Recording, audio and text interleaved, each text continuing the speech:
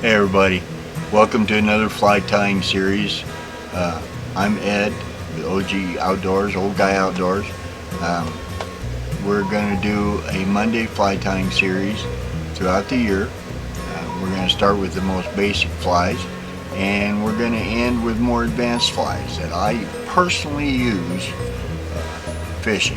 I have quite a few in my box. I don't carry as many as some do. I carry more of an assortment than 10 or 12 of one kind. I carry 2 or 3 styles of different flies. So I carry a whole bunch, and it's anyway, if you'd like to see all the flies that we tie throughout the year, subscribe and hit that bell notification down below there, and it'll let you know when the next one is. Today's series is really a great junk fly. It's not like a mayfly or a blue wing olive or any of the hatches. It's a worm. When the waters get high, these are great to fish.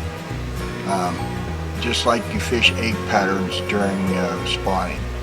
You fish worms when the waters get high, because the banks are donating food into the river and the fish are eating on it. So we're going to tie some worm patterns today. I got 6 of them that I do, and variations of those. So let's go with worms, and more worms.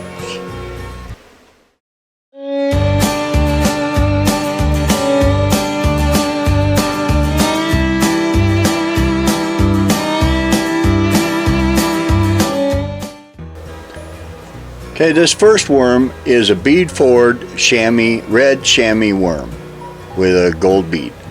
So here we go.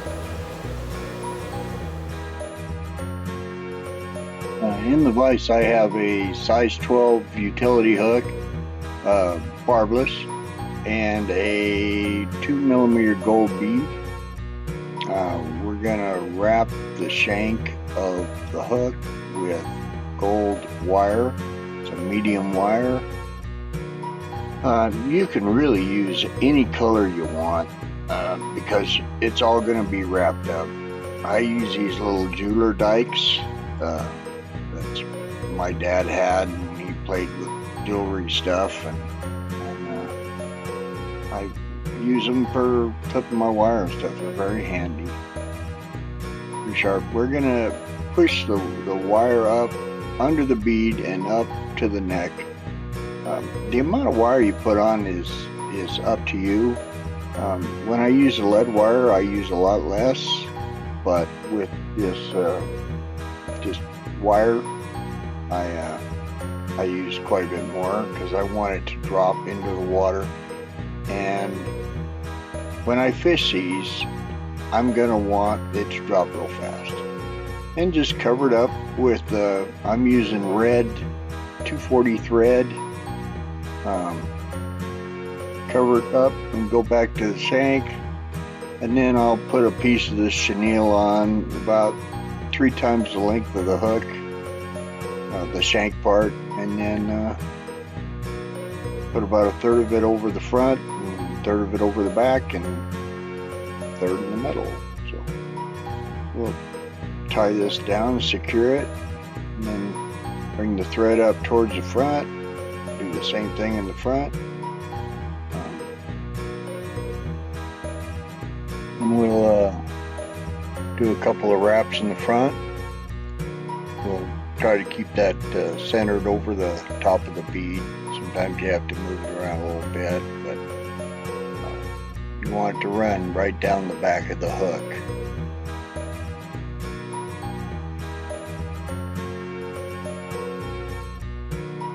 We're going to apply a little bit of the head cement. I like applying it to my thread. I can't tell you why. I mean, it affixes it just as well, if not better, than a glob on top. But I don't have the glob then. And I'm going to do a whip finish right in front of the worm right next to the bead. 3, 4, 5 wraps, and then that head cement will dry and it affixes everything nice and tight. I very rarely, unless a fish just destroys these, I very rarely have any problem with them. I mean, I use these over and over and over again. They're a great fly. So here you go. Here's our first Chanel worm.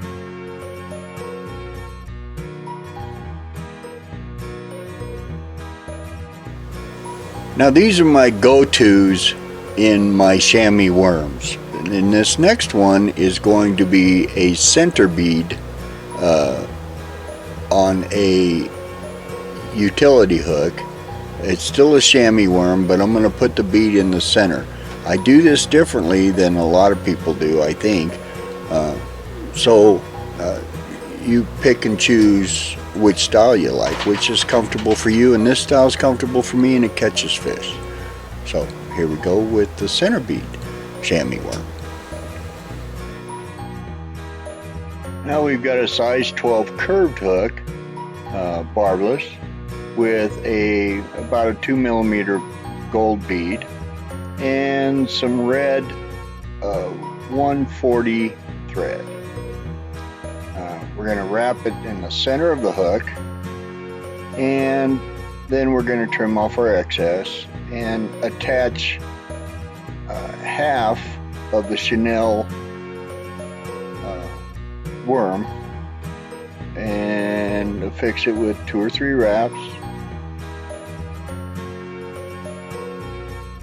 and trying to keep it in the center. We just want to tie it down really well. I like it when they last, so we'll do 3 or 4 whip finishes on it. Pull it tight, trim off the thread, and we're going to put a little bit of head cement on there. That's just kind of an extra precaution. I'm going to slip the bead over it so it's semi-covered anyway. And then I'm going to trim off about the length of the hook in the back. And then I'll affix that front piece right in front of the bead. So we'll do a couple of wraps, several wraps with the red thread, and affix it to the hook.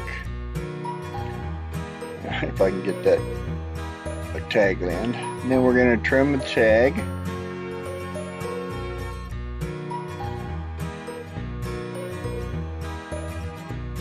Yeah, and then we'll take that other piece of Chanel worm and we'll put it right up next to the bead and do a couple of wraps to get it where we want it, and then affix it down really well. Again, yeah, just the same as we did in the back. Do several little whip finishes over it, and then, yeah, there we go. And then we're going to trim our thread, and we'll now, instead of putting head cement on that thread, we're going to move the bead up where we want it in place, kind of in the center. Yeah, there we go. And then we're going to put just a little dab of this like Gorilla Super Glue stuff. It's a gel. I really like using this gel because it stays where I put it. It's not runny, so you'll see when I put a little dab out there, it'll stay in that bead if I wanted it to stay in that bead. Great stuff. And it holds the bead in place, and then I'll take my little tool and I'll just spread it out a little bit. If I can find it. Oh, there it is. Okay. Yeah, just spread it out a little bit. Yeah, just like that. And And there we go. There's a Chanel worm with a center bead. And that'll ride definitely hook up. So that's what I'm looking for in those cases. You get less snags, and I use this a lot when I'm Euro fishing. So keep that in mind. All right.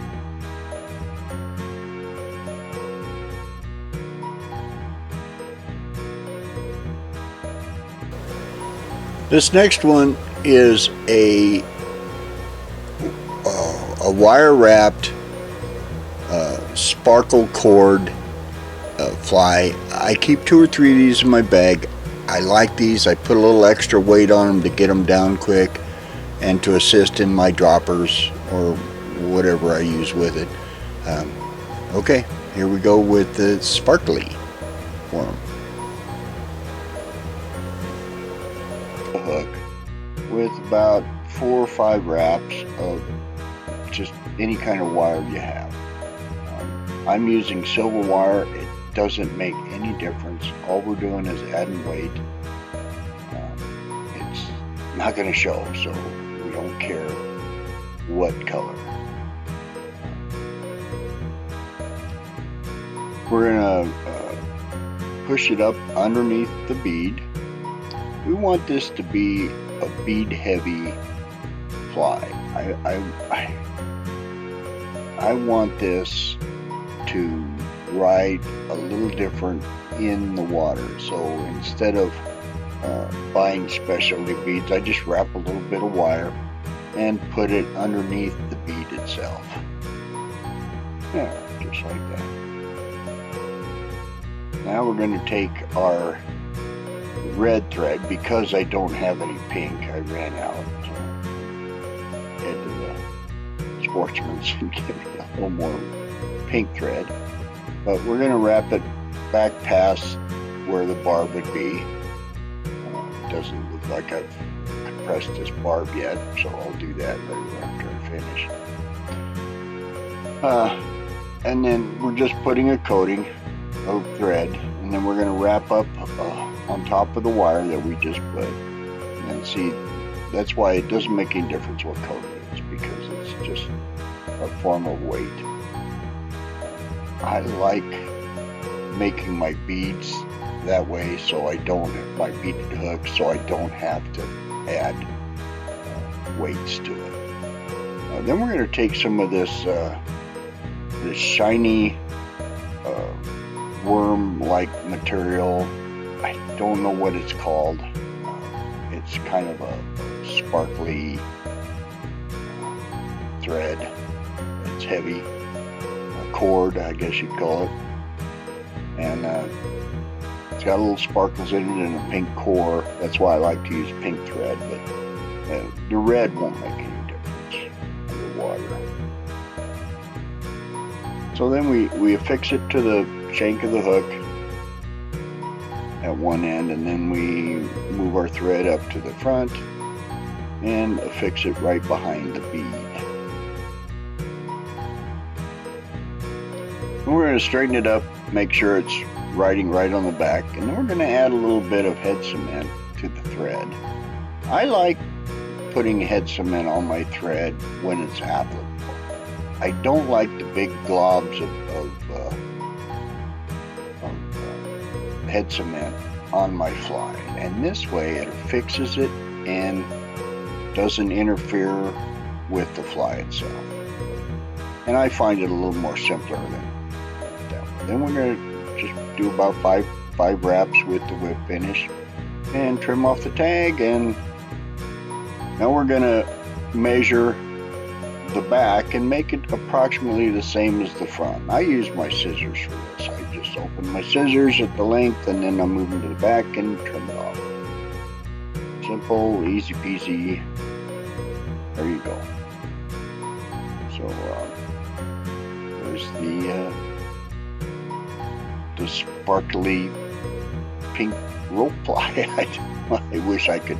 I'll have to look and see what the material is. If anybody knows, you can comment below and let me know what that material is called. But it's just a sparkly rope. So but I've caught some nice trout on this, and it just reflects the water really nice. You'll like this one.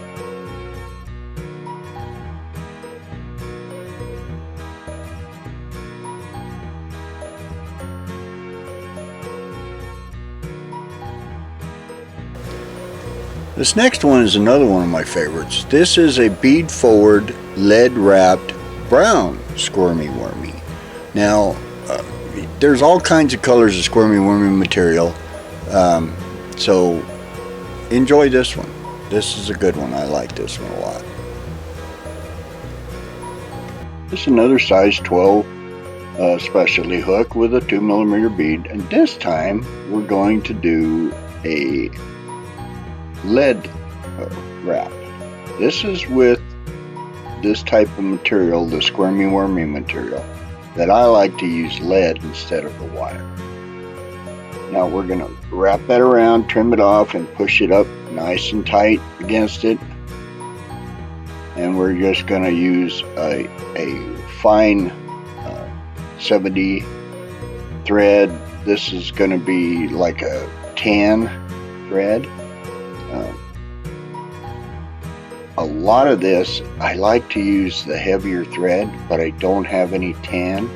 So I'm going to show you kind of how to be careful with the 70 thread. If you use the 140 or the, I think it's 240, it doesn't cut through the worm, but it also bulks it up a lot too, and I don't really like doing that. So we're just going to cover up the lead, and it takes a lot with this 70 thread, so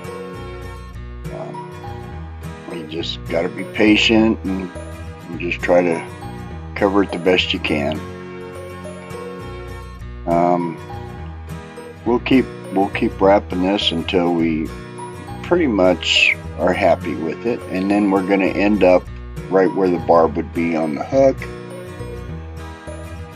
And then we're going to take some brown squirmy wormy, and now be really careful when you attach this on the back. We'll just do one wrap and let the weight of the bobbin hold it in place, and then we're going to move it around a little bit, but don't move it too much or you'll work it like a saw and cut through it. Okay, we've got it where we want it. It's okay if it's tilted a little to the side. Just don't pull them too tight.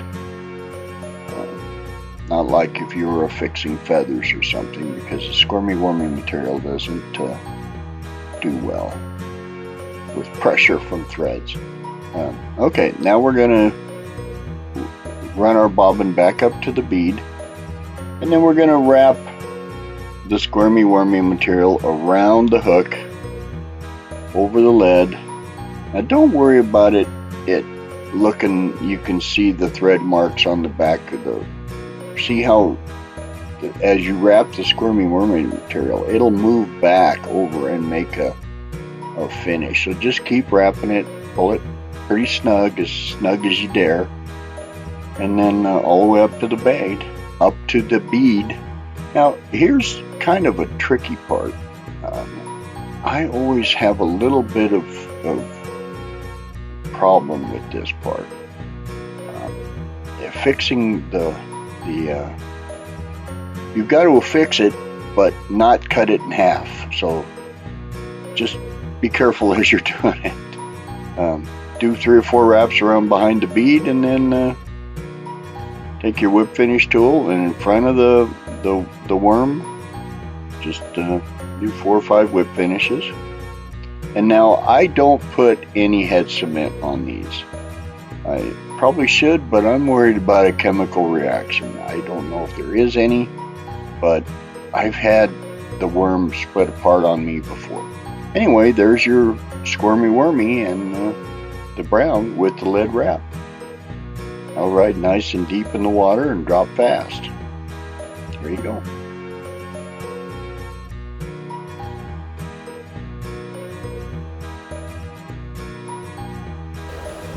This next one is a bead forward, not weighted bloodworm that I use occasionally too. So here we go. Okay, we're going to use a size 12 specialty hook and a 2mm bead. It looks like I forgot to pinch my barb again, but I'll do it after I finish tying it. And we're using 140 red or pink thread.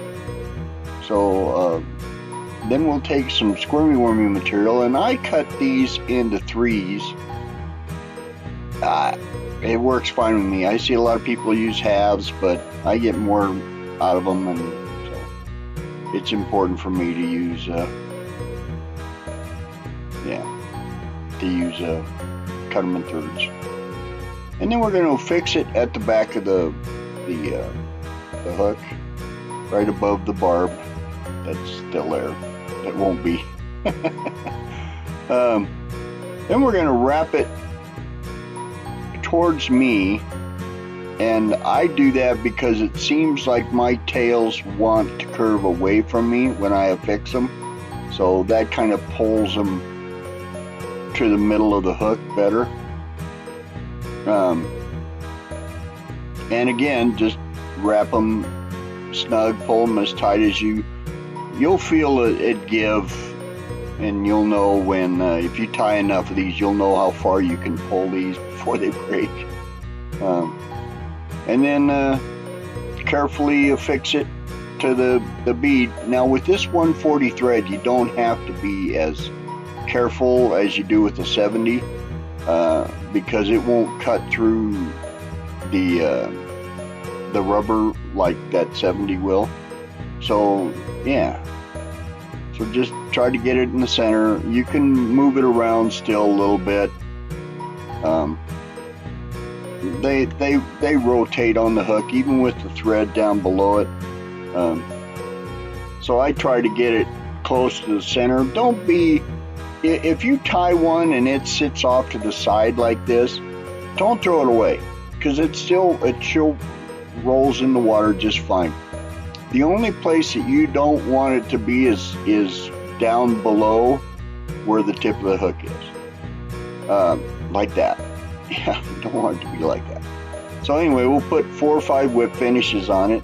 And again, I don't use head cement on these squirmy wormies. Yeah, I just tie them a little tight and do a good whip finish on it, 3 or 4 whip finishes, and then just rotate it back up above it. That'll be fine. If it rides in the water like that, that's good. So anyway, there's the squirmy wormy for you. I like it. I use it all the time. There you go.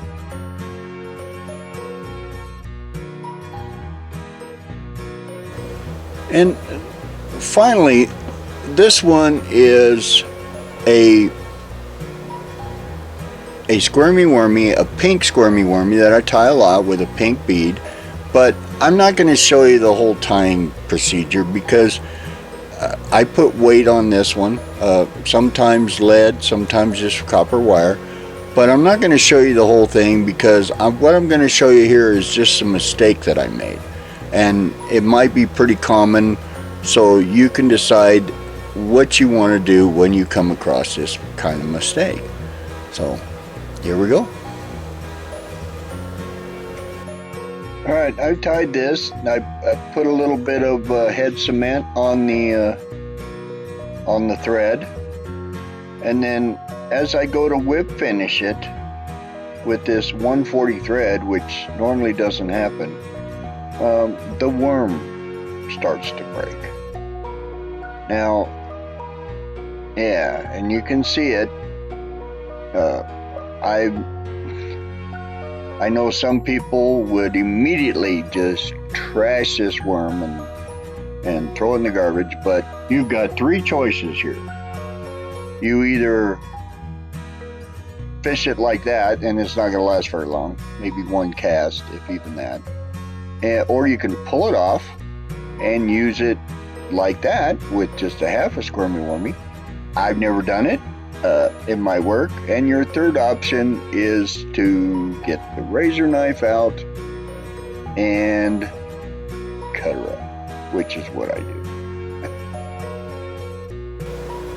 Okay, everybody, thanks for joining us. There's the worm patterns that I use on a regular basis when the time calls for it. Please like and share our videos. Hit that subscribe button and the bell notification. Remember, these are coming out every Monday, so come on and join us. Until next time, remember, life's a gift. Get outdoors. See you now. Bye.